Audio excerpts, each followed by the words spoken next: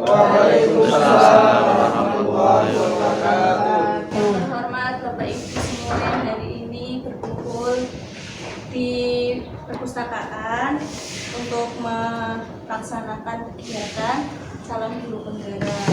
Sebelumnya, marilah kita panjatkan puji syukur kehadirat Allah Subhanahu wa Ta'ala sehingga pada hari ini kita semua dapat berkumpul di sini.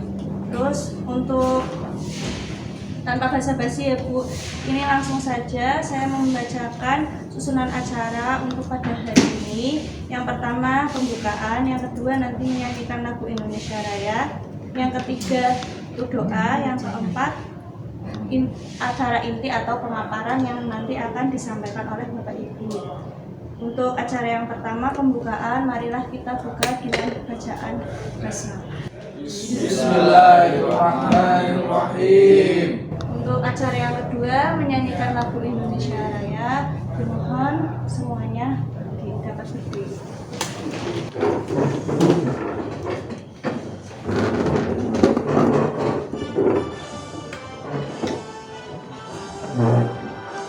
Indonesia tanah airku, tanah tumpah darahku. Di sanalah aku berdiri, jadi pandu hidupku. Indonesia kebangsaanku, bangsa dan tanah airku. Marilah kita berseru, Indonesia bersatu. Hiduplah tanahku, hiduplah negeriku, bangsaku, rakyatku semuanya. Bangunlah jiwanya, bangunlah badannya untuk Indonesia Raya. Indonesia Raya, merdeka, merdeka, tanahku, negeriku yang ku cinta. Indonesia Raya, merdeka, merdeka, hiduplah Indonesia Raya. Indonesia Raya, merdeka, merdeka, tanahku, negeriku yang ku cinta. Indonesia Raya, merdeka, merdeka, hiduplah Indonesia Raya. Terima kasih, hadirin dipersilahkan duduk kembali. Acara yang selanjutnya doa yang akan dipimpin oleh Bapak Khairul Rosyad, kepadanya dipersilahkan. Assalamualaikum warahmatullahi wabarakatuh. Waalaikumsalam warahmatullahi wabarakatuh. Bismillah wa fisafati Rasulillah Al-Fatihah. A'udzubillahi minasyaitonir rajim. Bismillahirrahmanirrahim. Alhamdulillahirabbil alamin arrahmanir rahim maliki yaumiddin. Iyyaka na'budu wa iyyaka nasta'in ihdinas siratal mustaqim siratal ladzina an'amta 'alaihim ghairil maghdubi 'alaihim. Allahumma shalli wa sallim ala sayyidina Muhammad wa ala ali sayyidina Muhammad wa sallim wa radiyallahu tabaraka an kulli sahabati rasulillah ajma'in. Bismillahirrahmanirrahim. Alhamdulillahirabbil alamin hamdan syakirin hamdan na'imin hamdan wa fi ni'amin majidan ya rabbana lakal hamdu kama yanbaghi li jalali wa isqanika Allahumma inna nas'aluka salamatan fid dini wa afiyatan fil jasadi wa ziyadatan fil ilmi wa tawbatan qabla al-maut rahmatan idal maut wal afwa idal hisab. Allahumma tawil umuruna wa sabbitina wa sabbit imana wa ahsin amalana wa arzaqna wa ilal khairi qaribna anis sarifin wa jazatna ila khairir. Allahumma ij'alna min talamid wal aulatina wa dzurriyyatina min ahlil ilmi min ahlil khair min ahlil ibadah min ahlil quran min ahli la ilaha Muhammadur Rasulullah sallallahu alaihi wasallam. Allahumma arinal haqqa wa arinal batila batila warzuqna ba subhana rabbil izzati amma yasifun wa salamun alal mursalin walhamdulillahi rabbil alamin. Assalamualaikum warahmatullahi wabarakatuh.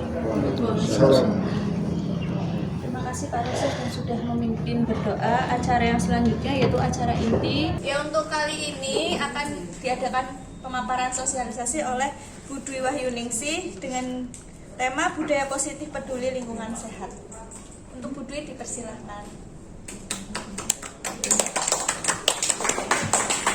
Oke, terima kasih Bapak Bapak Ibu semua, untuk kali ini saya sudah diberikan kesempatan untuk memaparkan apa yang saya pahami dan apa yang saya lakukan dari guru penggerak angkatan 7. Jadi pada hari ini saya bersifat sharing, ya, berbagi ilmu, sehingga nanti diharapkan apa yang saya pahami dan apa yang sudah saya lakukan berimbas pada Bapak Ibu guru semuanya dalam rangka mewujudkan budaya positif yang ada di lingkungan SMA Negeri 1 Demak. Oke Bapak Ibu, untuk kegiatan awal sebelum saya memberikan materi, saya akan, boleh kan ya, saya bertanya dulu ya, apa yang sudah Bapak Ibu lakukan. Menurut Bapak Ibu, ya, ketika ada kalimat bahwa hukuman pada peserta didik itu dapat mendisiplinkan siswa, menurut Bapak Ibu setuju tidak dengan kalimat tersebut? Setuju, tapi melihat dari background kontennya, Bu. Iya. Ya, jadi tidak harus semuanya itu dianggap salah atau benar, tetapi bisa yang namanya teori menghukum itu bisa dibenarkan.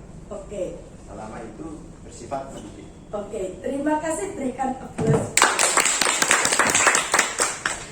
Oke, untuk yang kedua, ya, jika ada kalimat bahwa pemberian hadiah kepada peserta didik itu dapat memberikan motivasi supaya peserta didik itu dia dapat mendisiplinkan dirinya dalam mentaati apa yang sudah disepakati.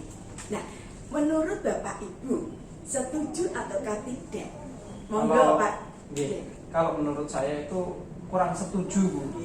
Artinya kalau apa-apa yang dilakukan oleh anak, hal positif yang dilakukan oleh anak harus diberikan reward, selalu diberikan reward, anak akan ketergantungan. Artinya saat tidak ada reward, tidak ada yang memperhatikan atau tidak ada yang menilai, anak tidak akan melakukan itu secara kontinu.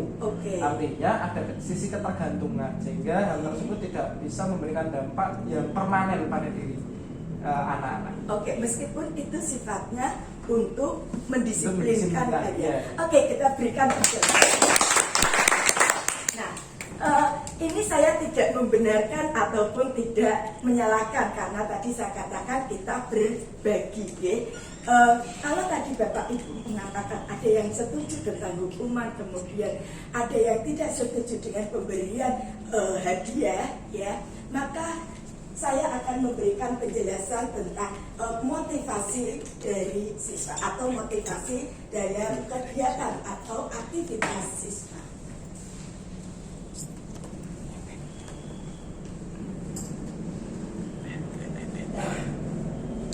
Ada 3 teori motivasi peserta didik itu bergerak, atau misalkan kita melakukan sesuatu, kita melakukan aktivitas, itu ada motivasi yang mendasar. Nah, berdasarkan teori motivasi perilaku manusia, ada 3 motivasi yang mendorong seseorang itu melakukan perilaku. 2 faktor, yaitu faktor yang berasal dari eksternal dan faktor yang berasal dari internal.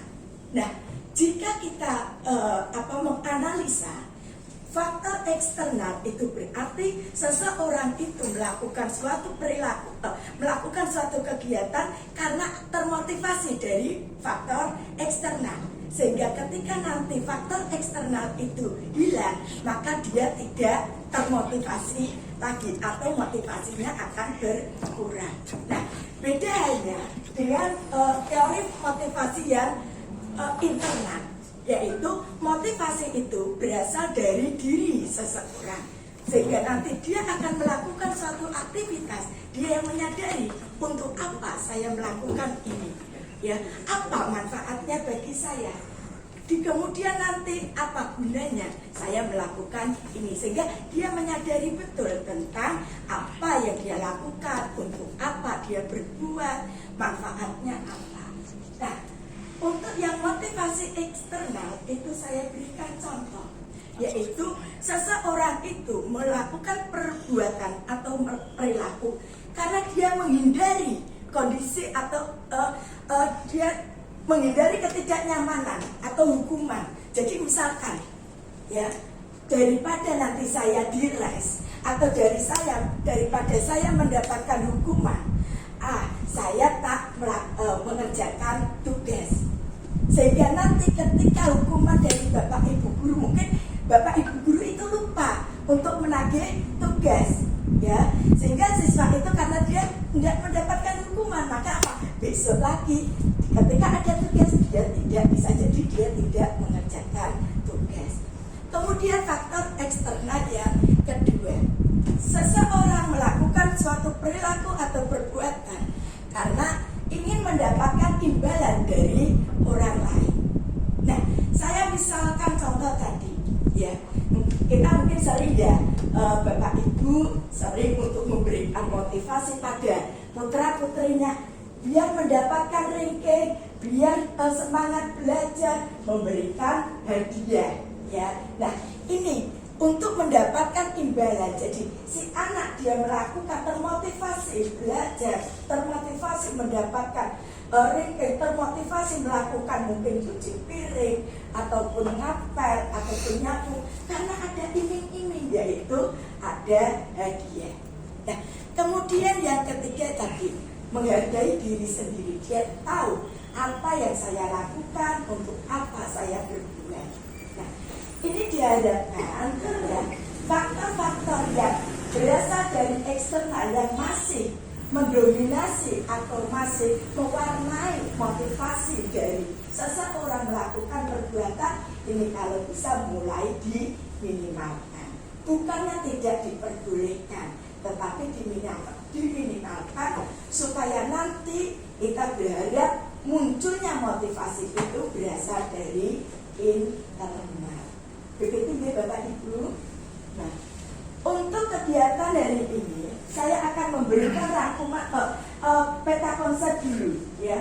Sebenarnya apa yang akan saya ceritakan, yaitu ingin mendisiplinkan atau ingin membudayakan apa yang ada di dalam sekolah kita. Budaya positif, yaitu peduli terhadap lingkungan. Nah, mulai dari mana kita ingin menerapkan budaya itu? Yaitu kita sadar betul tentang motivasi, tentang dorongan seseorang itu melakukan suatu perbuatan. Kemudian yang kedua adalah ketika sudah termotivasi, maka bagaimana kita akan mensosialisasikan terhadap tentang budaya itu. Apakah sosialisasinya dalam bentuk hukuman, ataukah sosialisasinya dalam bentuk konsekuensi, ataukah sosialisasinya itu dalam bentuk restitusi.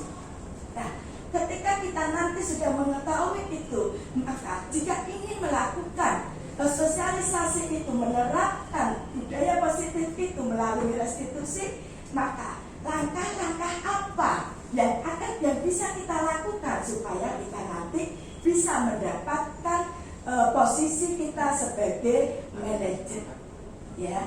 Restitusinya seperti apa?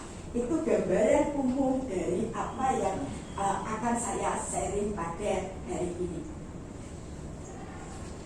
Selanjutnya, nah, ini ketika tadi si siswa atau peserta didik itu melakukan suatu perilaku atau perbuatan, maka dia sebenarnya akan salah satu aspek untuk memenuhi kebutuhan hidupnya.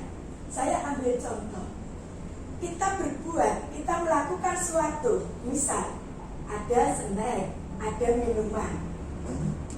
Untuk apa? Minum atau snack? Pasti dalam rangka untuk memenuhi kebutuhan hidup supaya kita punya energi atau dapat bertahan hidup. Juga bisa siswa itu ketika dalam pembelajaran dia ngisengi temannya ya, dia melakukan suatu perbuatan ya, dia mengisengi temannya itu karena memenuhi kebutuhan dasarnya, yaitu apa? Kesenangan. Dia mungkin merasa senang ketika melihat temannya bingung atau gitu ya, puas. Nah, begitu juga dengan kebebasan. Ya, contoh saya ambil contoh. Misalkan dalam pembelajaran ada diberi materi-materi yang mungkin syarat dengan materi, dia menyeletuk, ya dengan celotehan. Nah, itu menunjukkan bahwa sebenarnya dia ingin bebas atau memberikan tanda bahwa dia ingin istirahat. Nah, dia melakukan suatu aktivitas tersebut. Juga seseorang itu berbuat juga dalam rangka untuk penguasaan. Saya ambil contoh.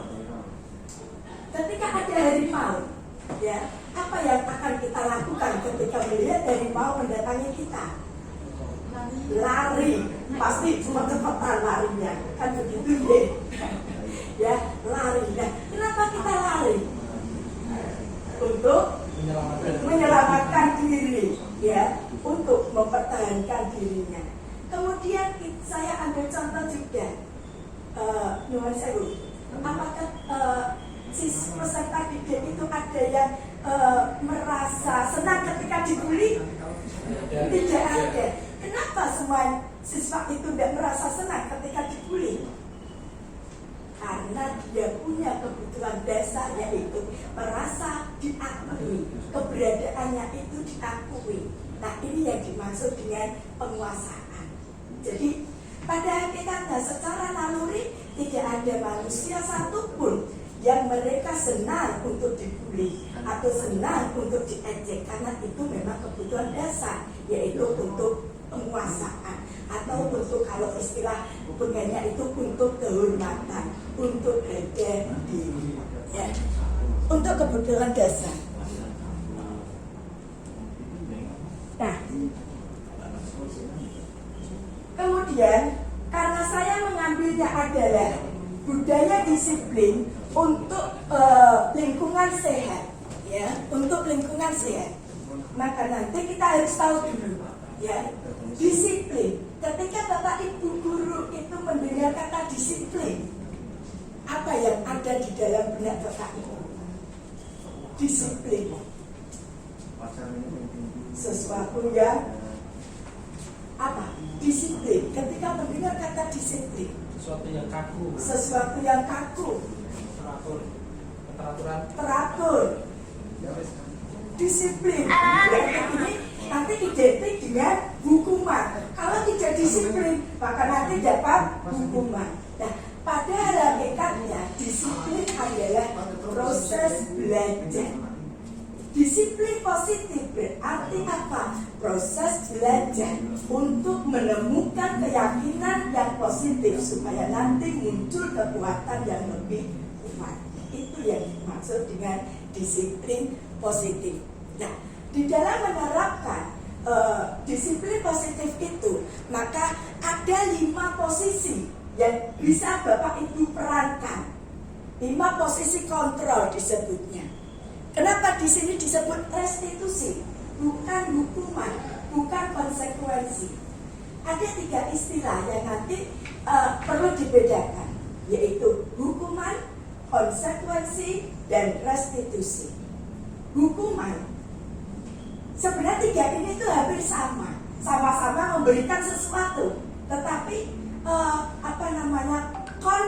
kontennya atau benang merahnya, penekanannya itu yang berbeda. Kalau hukuman, misal ketika saya ingin menerapkan budaya bersih, ya, lingkungan yang bersih, melihat siswa membuang sampah sembarangan, maka saya bisa langsung memberikan hukuman, yaitu apa? Mungkin saya bisa sana lari tanpa ada kesepakatan dulu antara siswa dengan guru. Jadi hukuman itu diberikan secara serentak, secara makduduk, atau secara tiba-tiba, ya, tanpa ada kesepakatan dulu.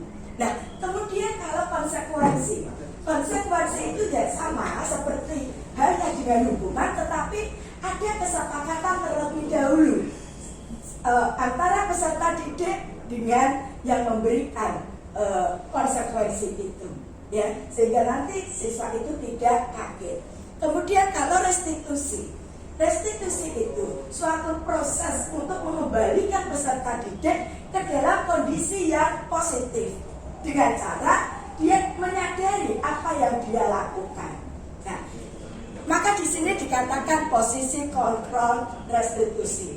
Nah, 5 peran itu apa saja? Yaitu yang pertama adalah penghukum, yang kedua pembuat merasa bersalah, yang ketiga teman, yang keempat pemantau, yang kelima manajer.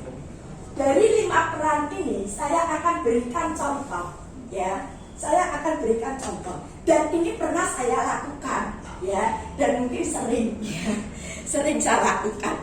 Yang pertama, ketika saya sudah memberikan peraturan bagaimana pengelolaan kelas, maaf, ini saya masih menggunakan kata peraturan kelas dulu, ya.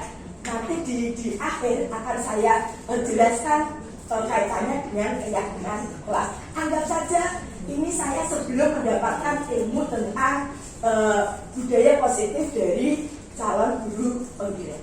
Oke, saya masuk. Nah, kemudian berdiri begini, ya. Ketika ada siswa yang main HP, cepet, salah jam tunjuk. Salah jam tunjuk. Iya maaf Pak Bina. Pak Bina juga bisa diletakkan. Salah jam tunjuk. Ayo Mas, apa yang kamu lakukan? Dia takut.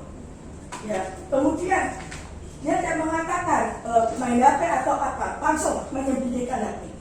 Kemudian karena saya tahu dia nyala ke HP atau dulanan HP, maka kemudian saya katakan keluar, ya keluar, ya.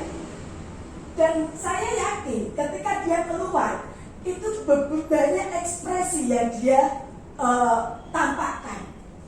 Ketika dia akan keluar, bisa saja gini, keluar. Atau bisa saja pintu dibuka dengan kesal, kemudian ditutup dengan itu berarti ketika saya seperti itu tadi, saya menerapkan posisi saya sebagai penghukum.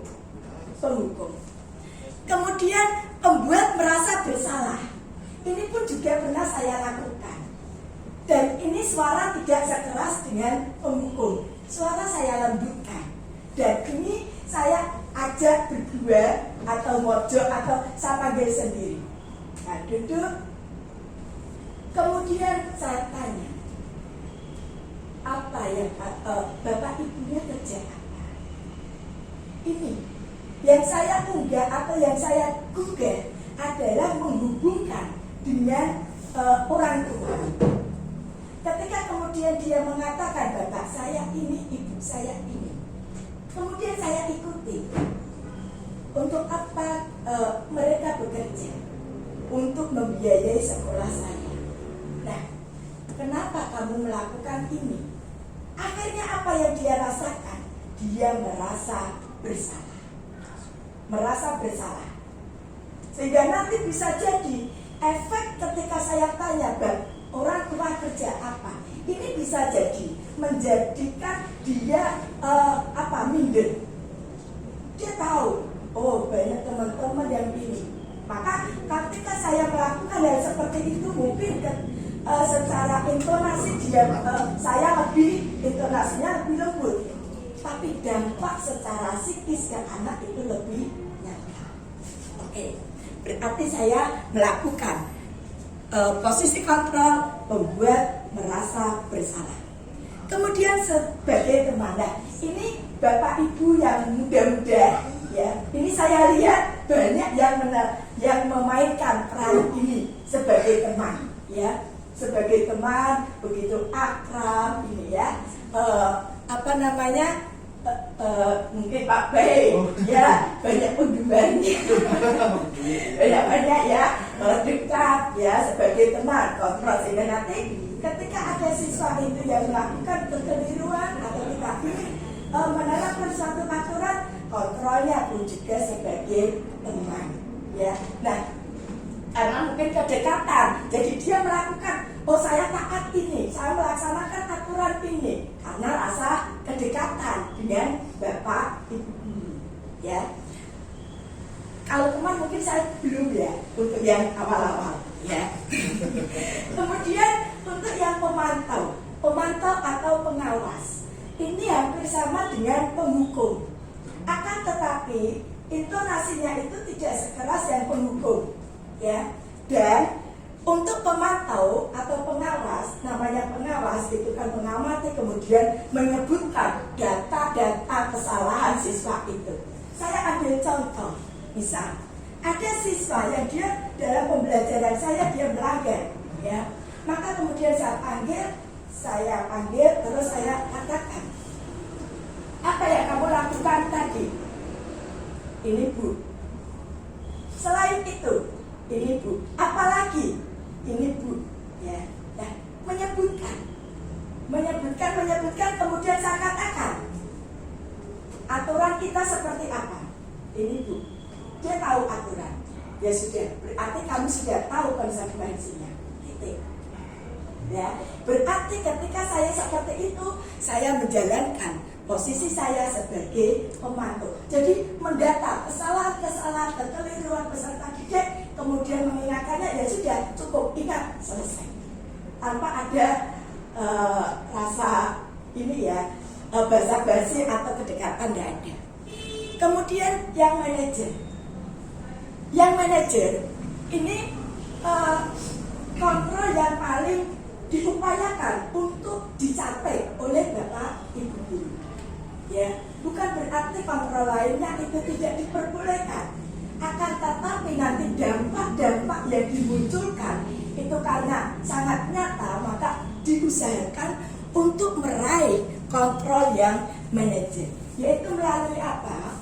Mengajak peserta didik yang telah melakukan kekeliruan diajak untuk diskusi.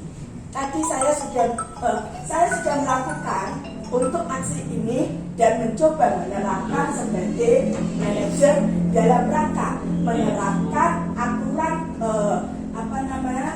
kelas, yaitu karena disiplinan dalam atribut, ya. Nanti saya berikan contoh.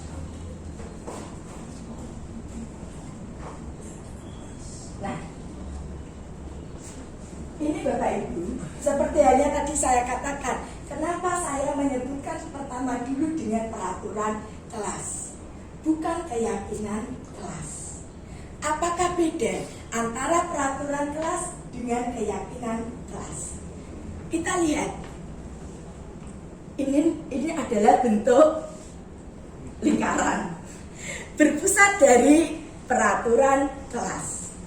Selama ini ternyata yang saya lakukan baru peraturan kelas. Di awal pembelajaran saya selalu melakukan peraturan kelas, ternyata belum sampai ke keyakinan kelas sebelum mengikuti CGP. Apa itu peraturan kelas? Saya ambil contoh.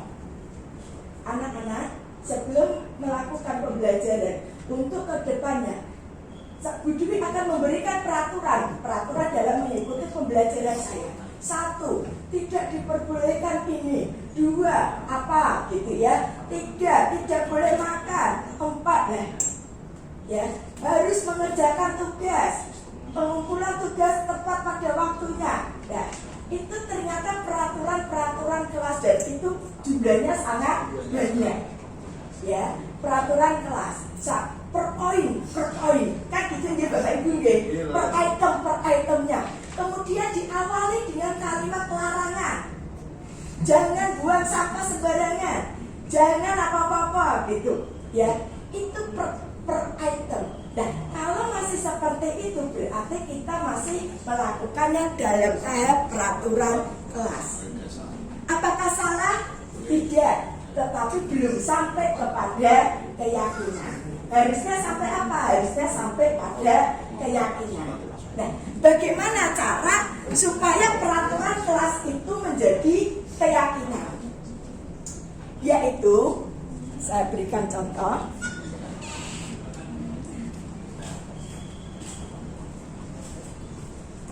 memberikan contoh. Setiap anggota kelas, ya, setiap anggota kelas itu dia punya hak untuk memberikan atau brainstorming atau dia explore, ya, menuliskan apa yang dia inginkan. Semuanya tuliskan di sini, ya. Boleh langsung di papan tulis, boleh pakai stick note. Kalau saya pakai stick note. Nah, apapun kalimatnya, apakah itu masih larangan, kita tidak masalah. Nah, dari brainstorming itu kemudian kita telusuri, karena pada hakikatnya keyakinan kelas bukan satu item dan tidak diawali dengan larangan. Bukan satu item. Saya ambil contoh, misalkan si A, ya, ini ada dilarang menggunakan HP, ya, harus mengerjakan tugas dan mengumpulkan pada waktunya. Nah, ini ternyata bisa diringkas, ya, bisa diringkas. Misal, ya, komitmen terhadap atau komitmen menghargai waktu, komitmen menghargai orang lain. Nah, ini sudah masuk yang penggunaan HP. Ketika kita ada bapak ibu guru yang berbicara, kemudian kita menghargai, caranya gimana? Tidak menggunakan HP. Dan itu yang dikatakan dengan keyakinan kelas. Sehingga satu statement itu bisa untuk beberapa aturan. Nah, setelah terbentuk keyakinan kelas ini, saya balik lagi.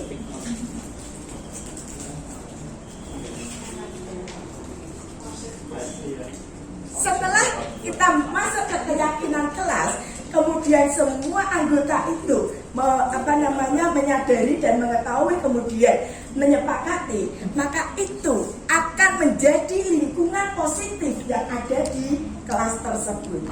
Nah, jika ini Bapak Ibu guru semua yang mengaku kelas itu diterapkan begini, maka akan terbentuk budaya yang positif di kelas itu.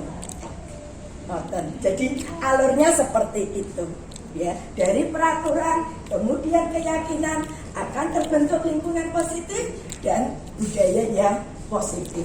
Ini sudah saya mulai yang peraturan kelas, kaitannya dengan kebersihan kelas dan kaitannya dengan atribut. Kemudian jadikan keyakinan. Nah, bagaimana ketika nanti ada siswa yang melanggar?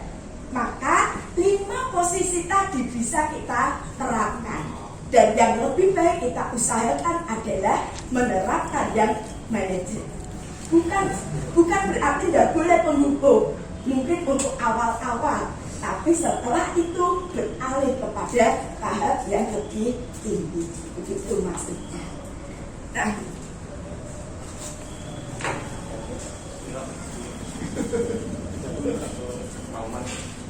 oke Bapak Ibu, ini contoh, tadi sudah ada contoh juga untuk yang kebersihan, ya. Ini kalau kita menerapkan ini sebagai keyakinan kelas, maka nanti akan terbentuk lingkungan yang positif.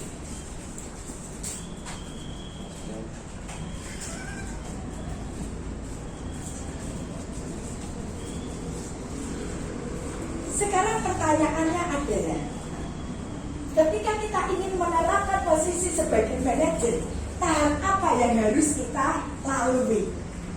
Yang pertama, menstop. Misalkan saya ambil contoh, ada siswa saya ini tadi buang sampahnya sembarangan atau atributnya tidak lengkap. Maka ketika saya ingin mengingatkan ataupun menerapkan aturan, maka langkah awalnya seperti apa? Ini yang pertama, menstabilkan identitas, yaitu apa? Memberikan pemahaman bahwa banyak orang yang melakukan kesalahan. Ini yang tadi disebutkan dengan restitusi, berarti bukan hukuman lagi, tetapi restitusi, menyadarkan. Kemudian yang kedua adalah validasi kebutuhan. Sampai ini nanti biar siswanya yang dia menyadari bahwa dia telah melakukan kesalahan dan dia tahu, dia menyadari saya melakukan ini itu karena apa. ada alasannya. Kemudian yang ketiga adalah menanyakan keyakinan. Nah, ini yang kita kemudian berikan solusi dan kita mengajak mereka untuk berpikir, kalau melakukan kesalahan seperti ini, menurut kamu nilai apa yang akan kamu dapatkan? Sehingga dia sadar, misal katakanlah saya menyontek, apa yang kamu dapatkan dengan menyontek? Begini. Sehingga nanti dia akan tahu bahwa dia itu melakukan suatu kesalahan, dan jika ingin itu diberikan sesuatu yang membuat dia tidak melakukan, dia sendirilah yang menyadari itu. Itulah langkah-langkah untuk segitiga restitusi. Begitu Bapak Ibu yang bisa saya berikan. Untuk yang videonya saya tampilkan sebentar saja nih. Oke. Ya.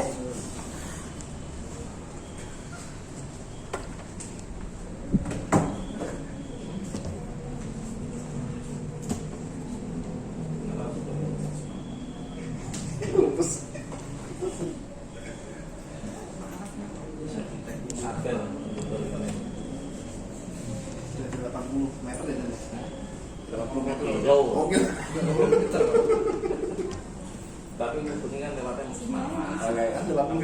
Jangan mau begini modal lewat Semarang. Itu amatiran. Begitu Bapak Ibu yang bisa saya bagikan untuk kesempatan kali ini. Jika ada yang perlu atau yang ingin didiskusikan, saya persilakan. Saya kembalikan dulu ke moderator. Monggo silakan Bapak Ibu, barangkali ada yang mau ditanyakan, langsung saja.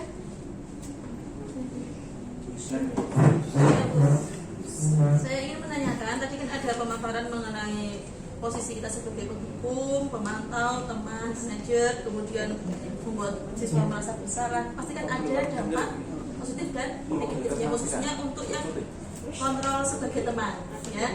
Ada plusnya, ada minusnya. Mohon dijelaskan dampak negatifnya, Bu. Terima kasih. Iya.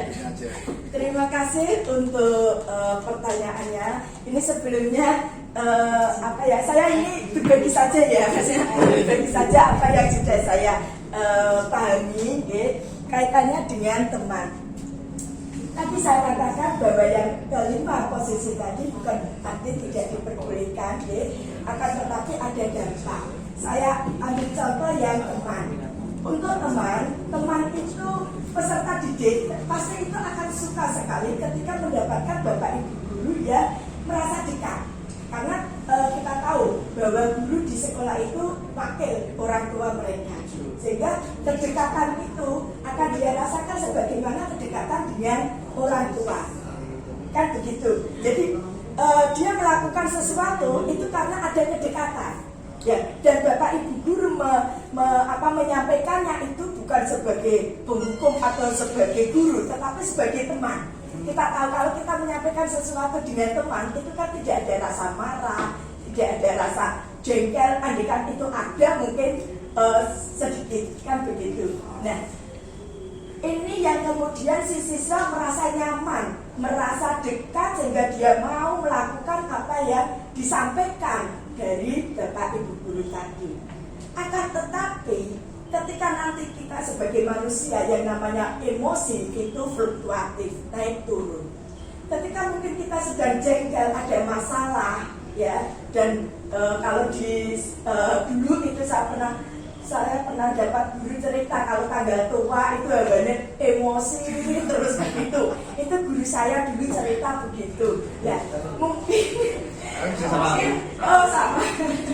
Mungkin masih terbawa begitu sehingga untuk menyampaikan ke siswa tadi beda, tidak seperti teman yang dia kenal sebelumnya. Nah, saat itu apa yang si peserta didik pasti akan melihat, ini bapak, ini ibu kok galak sekali, atau ini kok ini sekali. Nah, saat itu akan rasa muncul kekecewaan, akan ada rasa akhirnya menjaga jarak. Nah, ini yang dampak negatif. Ada rasa ketergantungan si siswa dengan si guru, sehingga nanti ketika guru itu tidak menyampaikan sesuatu meskipun dia keliru, dia merasa baik-baik saja. Begitu. Terima kasih. Jadi ada rasa ketergantungan. Kalau misalkan sampaikan oleh guru lain meskipun materinya sama, mungkin dia tidak bisa menerima begitu karena dia merasa tergantung dengan guru yang dekat. Begitu. Iya, terima kasih. Apa ibu yang lain kalau yang ada tambahan yang perlu didiskusikan? Monggo, jika ada yang ingin diskusikan, kita berbagi. Saya berharap sekali ini apa yang saya sharekan, apa yang saya bisa bagikan ini nanti bermanfaat dan kita seperti tadi lingkaran dari peraturan kelas, kemudian keyakinan kelas, lingkungan yang positif, terbentuk budaya yang positif. Kita sudah punya aturan atau tata tertib, kemudian kita punya keyakinan kelas, tinggal kita konflorkan dan kita giatkan. Begitu Bapak Ibu yang bisa saya sampaikan. Jika tidak ada yang ingin didiskusikan lagi, saya akhiri. Jika ada kata yang keliru ataupun sesuatu yang merepek di perasaan, saya minta maaf. Assalamualaikum warahmatullahi wabarakatuh.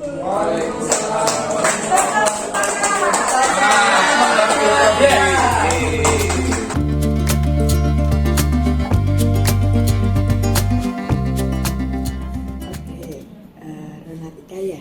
Iya. Ini kabarnya bagaimana hari ini? Baik. Baik. Sehat? Sehat alhamdulillah. Alhamdulillah. Ini jam istirahat kan ya? Iya. Sebelum istirahat tadi jam siapa? Ada jamnya Bu Anjar. Jam Banjar. Iya. Yang PKWU ya? PKWU. Oke.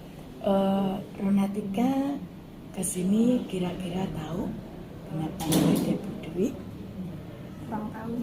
Kurang tahu. Pelajarannya Bu Dwi itu hari apa ya? Hari Senin kemarin. Senin. Oke. Hari Senin. Ronatika mengikuti pelajaran saya? Iya mengikuti. Alhamdulillah. Apakah Ronatika mengikutinya dengan baik? Baik. Baik. Bisa dipahami pelajaran saya? Sana. Oke. Pada hari Senin itu, menurut Ronatika, apakah ada sesuatu yang berbeda dari hari biasanya? Besti, dari dirimu Bu. Tak rasakan polis. Ya. Ya. Sama ya. Kayak biasanya. Seperti hari biasa, tidak ada perbedaan atau kejanggalan pada hari itu. Do you like this cake? Untuk kelengkapan dari seragam. Mrs. Kalau itu memang saya kurang paham artinya. Oh gitu.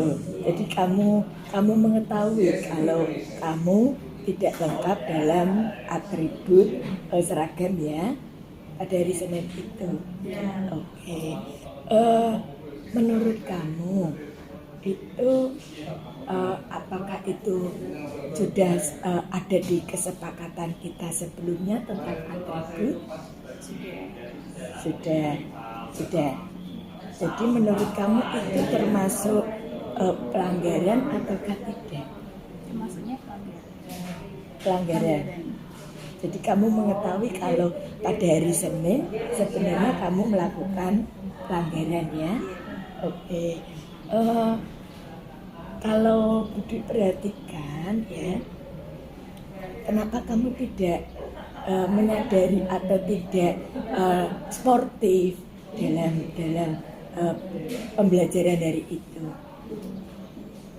karena saya kan tetap mau untuk mengikuti pelajaran ini, jadi saya menutupi itu. Oh gitu. Jadi sebenarnya kamu menyadari kalau itu ada pelanggaran di kamu, tapi karena kamu menginginkan tetap belajar sehingga kamu nutup gitu ya. Oke.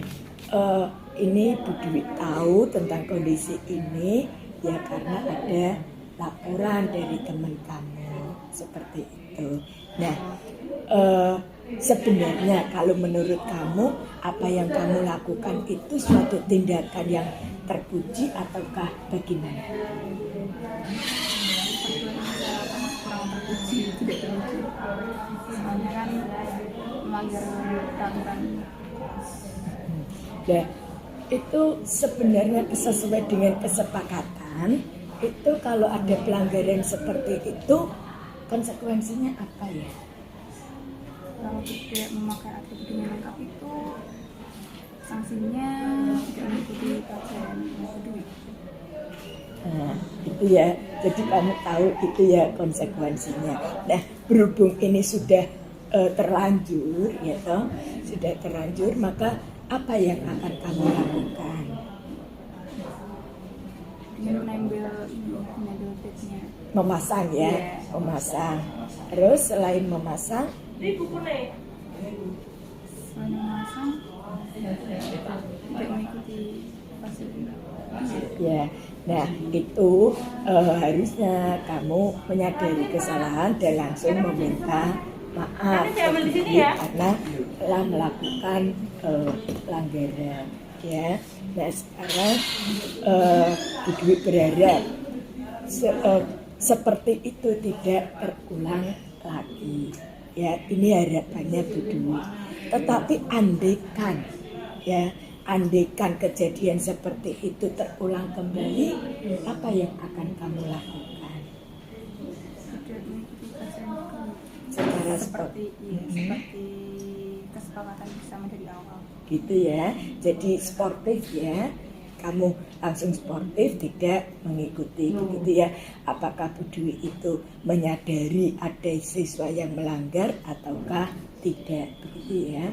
Oke. Nah, ngomong-ngomong, untuk yang nempel atau nempel atribut itu sebenarnya siapa? Kalau yang biasanya ngambil atribut itu ibu. Biasanya ibu. Biasanya. Nah, kenapa ini kok sampai kelewat tidak ditempel? Soalnya ibu kan udah berhari-hari itu tinggal di rumah Budi karena udah lagi ya sakit. Jadinya udah lama nggak di rumah gitu loh Bu, jadi nggak ada yang nempel. Oh gitu. Jadi kamu tergantung dari ibu. Nah, ini kan kamu perempuan. Lah, apa ndak bisa masang sendiri begitu? Kurang tahu caranya Bu. Oh gitu, nggak tahu caranya ya. Pernah ndak kamu minta ke ibu untuk Bu, saya minta diajari masang begitu? Pernah ndak? Enggak. Oh ndak pernah. Nah, ini nanti coba kalau ibu sudah datang ya, ibu sudah datang, kamu minta ke ibu, Bu, saya minta diajari untuk masang atribut, masang bed. Jadi nanti sewaktu-waktu kalau bednya lepas atau atribut itu lepas, jadi kamu tidak tergantung dengan ibu lagi gitu. Kira-kira seperti itu bisa tidak? Bisa ya, bisa ya. Menurut kamu ibu bersedia untuk ngajari enggak kalau begitu? Ya bersedia, pasti ibumu juga seneng kan gitu toh, seneng melihat anaknya bisa mandiri gitu. Kan kalau seperti ini siapa yang rugi? Nah kan gitu ya, kamu yang merasakan, oh saya tidak mandiri, saya tergantung ibu ya. Maka piye caranya biar tidak tergantung, gimana caranya, maka harus ada keinginan, kemauan untuk belajar. Begitu ya, gitu ya. Jadi jangan sampai terulang kembali. Dan nanti kira-kira ibu itu kembali kapan? Wah, nanti kalau ibu sudah besok itu pramuka ya, berarti untuk hari berikutnya kan kamu sudah bisa minta ibu untuk ngajarin jahit gitu ya. Oke, itu yang Bu Dwi ingin sharing, ingin komunikasi dengan kamu kaitannya dengan pelanggaran yang sudah kamu lakukan. Dan Bu Dwi berharap hal seperti ini tidak terulang kembali, baik kamu ataupun teman-teman kamu. Ya, semangat belajar ya. Oke. Oh iya, ya jangan diulang kembali. Oke, silakan kembali ke kelas. Bu Dwi ucapkan terima kasih. Ya, silakan. Iya, monggo.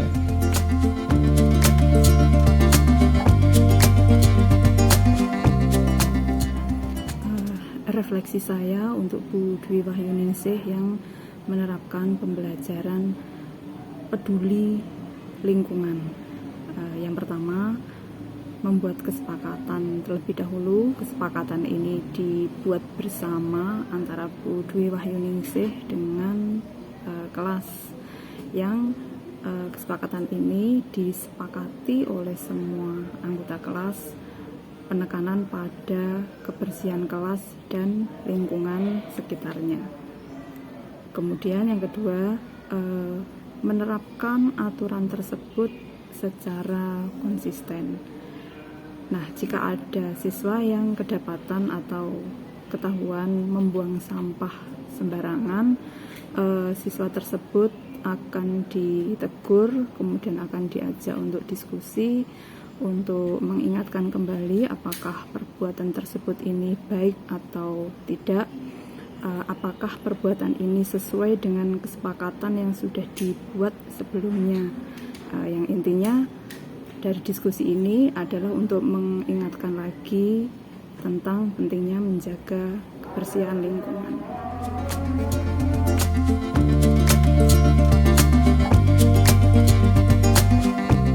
Pendapat saya tentang Bu Dwi Wahyuningsih dalam kegiatan pembelajaran sehari-hari, ya, beliau bisa mengimprovisasi semua kegiatan pembelajaran yang sesuai dengan materi ajar yang disampaikan, kontekstual, menghubungkan dengan kehidupan sehari-hari. Jadi siswa bisa mendekatkan antara konteks belajar dengan materi yang ada di kehidupan sehari-harinya. Beliau juga mampu berkoordinasi dengan teman-teman sejawat lainnya, serta bisa menggerakkan aktivitas yang berkaitan dengan kolaborasi kami antar sesamanya, bisa menggunakan berbagai media pembelajaran. Kreativitas tentunya mampu membawa materi pembelajaran itu lebih nyata dengan adanya media pembelajaran yang digunakan oleh Bu Dwi Wahyuningsih.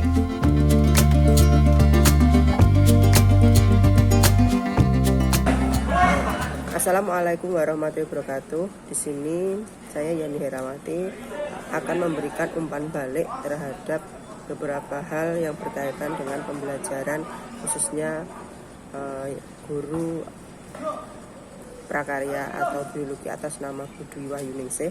Yang pertama adalah mengenai kontrak belajar. Sebelum melakukan pembelajaran, biasanya terjadi di awal semester, Bu Dwi itu sudah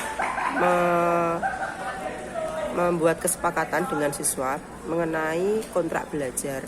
Salah satunya adalah dengan menjaga kebersihan kelas dan teras. Mengapa beliau mengedepankan kebersihan, terutama untuk kondisi lingkungan kelas? Yang pertama adalah supaya para siswa itu menjadi terbiasa untuk menjaga kebersihan dimanapun dia berada. Yang kedua adalah selain konsep kebersihan lingkungan, beliau juga memberikan contoh atau teladan. Di antaranya adalah ketika beliau melihat sampah atau kertas yang berserakan, maka beliau akan mengambil dan membuang sampah pada tempatnya. Dan ketika beliau melihat siswa membuang sampah tidak pada tempatnya, maka beliau akan memberikan nasihat, lalu teguran supaya perbuatan seperti itu tidak diulangi lagi. Yang ketiga adalah kepedulian beliau terhadap lingkungan, juga beliau peduli terhadap bidang lain, yaitu salah satunya adalah kesehatan.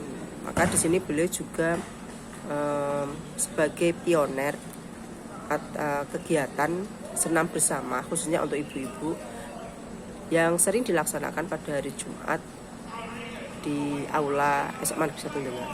Demikian yang bisa saya berikan. Wassalamualaikum warahmatullahi wabarakatuh.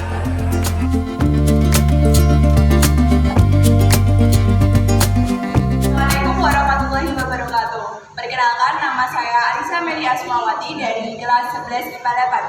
Saya merupakan salah satu siswi yang diampu oleh Bu Dwi Wahyuningsih dalam pembelajaran PKWU, yaitu gerakan yang kewirausahaan. Bu Dwi Wahyuningsih merupakan salah satu guru di SMA Negeri 1 Demak yang mencintai dan menyukai kebersihan lingkungan sekitarnya. Dalam pembelajaran, beliau memiliki pengaturan-pengaturannya sendiri.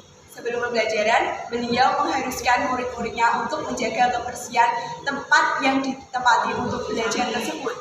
Beliau mengharuskan muridnya untuk membersihkan bagian bawah meja, terutama laci-laci pada meja siswa, agar siswa dapat belajar dengan nyaman ketika pembelajaran. Ketika selesai pembelajaran, beliau melewati lorong-lorong atau koridor-koridor kelas. Ketika melihat sampah ataupun kotoran yang ada pada koridor-koridor tersebut dan lorong-lorong tersebut, beliau memanggil salah satu siswanya untuk melakukan pembahasan terkait masalah kotoran atau sampah tersebut. Beliau memanggil siswanya dan membahas bagaimana caranya agar lingkungan tersebut bersih. Setelah diberitahu, siswa pun menyadari bahwa kebersihan di lingkungan tersebut juga kurang. Maka dari itu, siswa pun berinisiatif untuk membersihkan lingkungan tersebut. Sekian dari saya. Wassalamualaikum warahmatullahi wabarakatuh.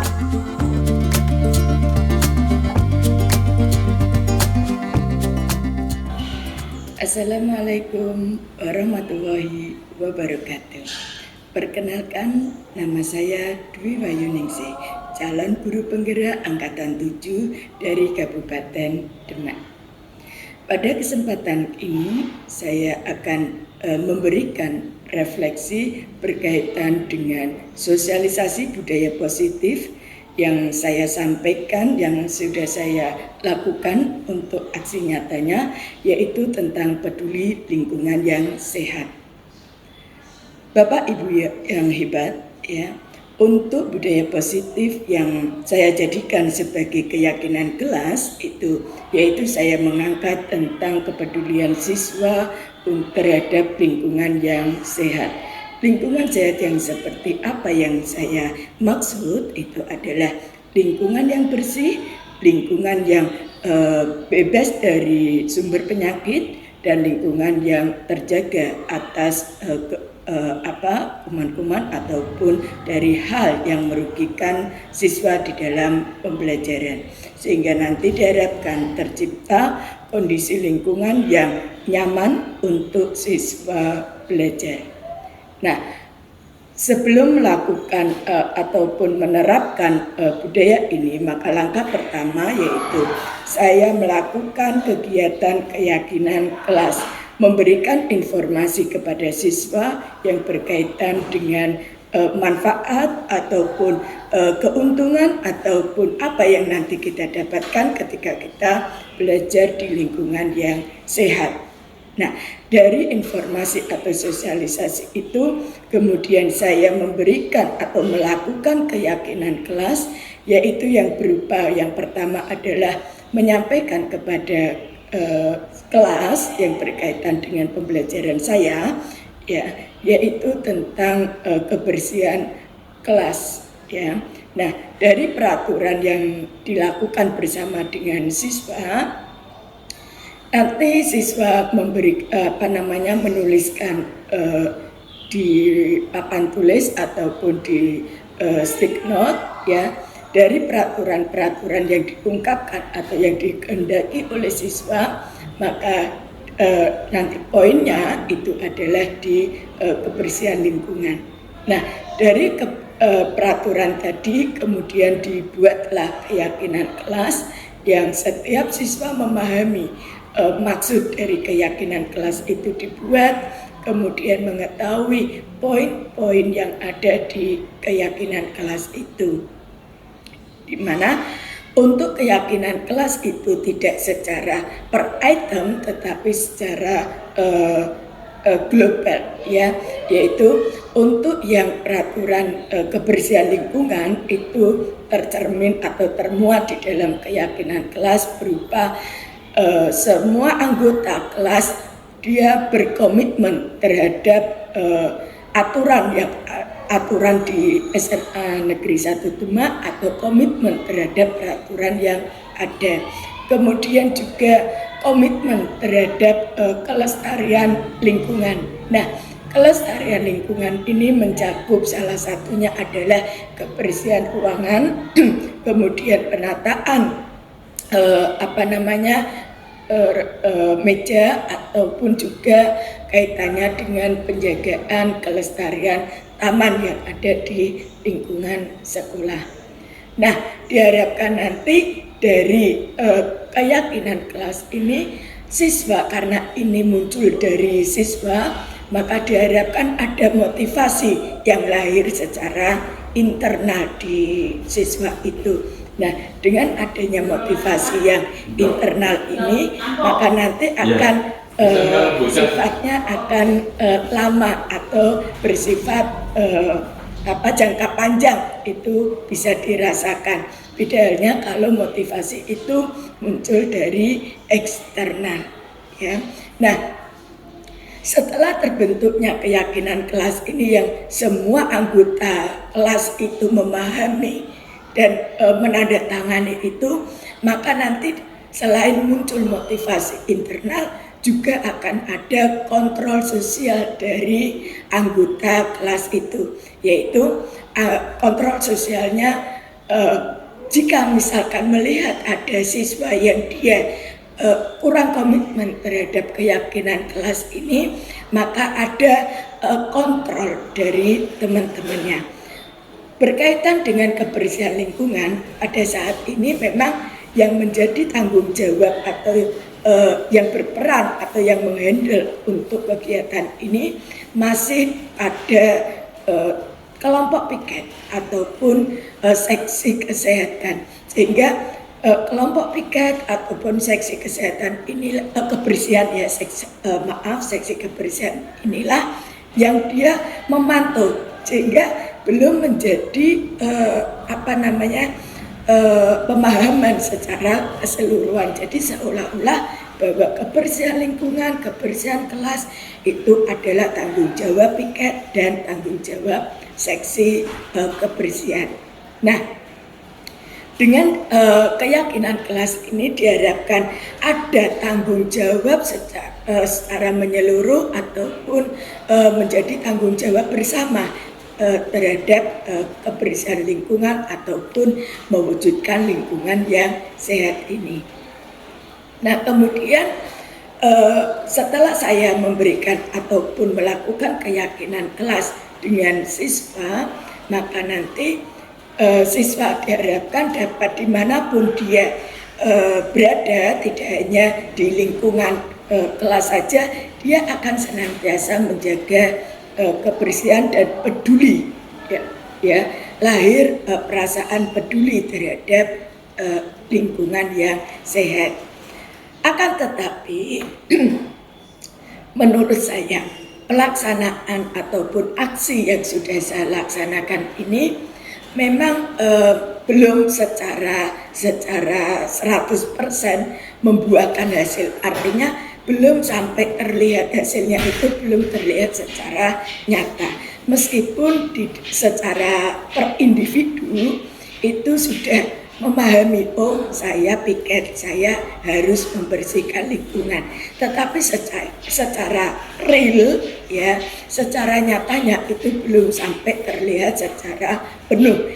Ini indikatornya nampak pada masih ada sampah yang dia tidak masuk ke dalam tong. Apakah ini karena terkena angin atau apa? Dan ketika misalkan sampah itu terbuang ataupun terlempar dari tong, kepedulian untuk mengambil ataupun memungut dan memasukkan ke dalam tong itu belum nampak jika tidak ada bapak atau ibu guru.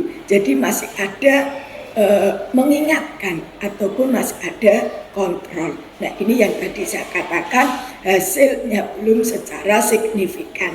Akan tetapi memang proses ini membutuhkan waktu, sehingga diharapkan paling tidak untuk pionernya itu sudah ada, kemudian hasilnya nanti diharapkan tahun ini bisa dirasakan bagaimana kepedulian ataupun pembiasaan siswa terhadap kepeduliannya untuk menciptakan lingkungan yang sehat.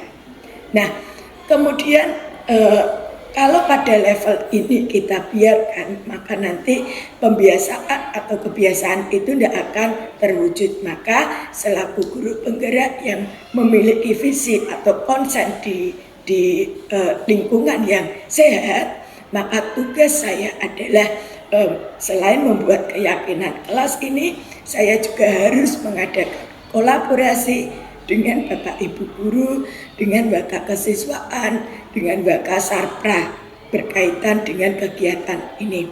Untuk yang berkolaborasi dengan Bapak Ibu Guru sudah saya lakukan untuk guru pelajaran biologi, karena ini masih ada kesinambungan terhadap mata pelajaran biologi, yaitu untuk materi ekosistem. Kemudian untuk kolaborasi dengan Waka Kesiswaan, saya pun bersinergi dengan beliau, yaitu sudah diadakan program semut, ya, semut yang diharapkan setiap sebulan sekali itu bisa dilakukan. Ataupun secara individu juga saya sudah melakukan kegiatan itu, yaitu di dalam pembelajaran saya. Sebelum pembelajaran itu saya mulai ada gerakan-gerakan untuk membersihkan kelas. Nah, ini yang tadi saya katakan hasilnya itu belum secara signifikan nampak, karena masih ada kegiatan-kegiatan motivasi ataupun kontrol dari Bapak Ibu Guru. Nah, kembali lagi ini suatu proses untuk menghasilkan budaya positif, maka dari sekarang kita proses untuk mewujudkan kondisi seperti itu.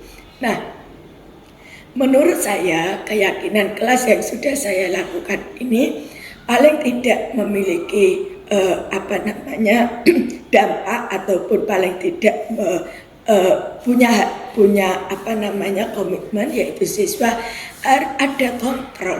Misalkan hari ini yang piket siapa, ya, ada kontrol itu ketika melihat lingkungannya kok belum bersih, meskipun tadi mungkin segelintir siswa itu yang sudah ada kesadaran ke sana. Nah, dari segelintir siswa ini yang dia melakukan kontrol sosial terhadap temannya.